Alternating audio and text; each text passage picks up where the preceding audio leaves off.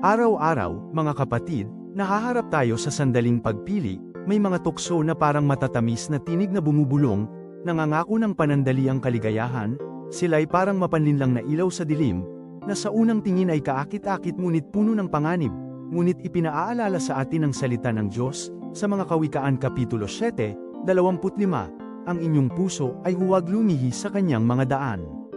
Hindi ito utos na may takot, kundi isang paalala ng pag-ibig mula sa ating Ama. Huwag hayaang madala ang ating puso sa mga daan na magdadala lamang ng pagsisisi, lumayo tayo, bago pa man lubusang mahulog. Ang tunay na kalayaan ay hindi sa paglapit sa tukso, kundi sa pagtalikod dito ng buong puso, sa bawat desisyon na sumunod sa kalooban ng Diyos. Mas lumalalim ang ating kapayapaan at nagiging matatag ang ating pananampalataya. Piliin natin ang daan ng pag-ibig at kapayapaan na iniaalok niya. Dito, ang tunay na kasiyahan ay naghihintay, mga minamahal.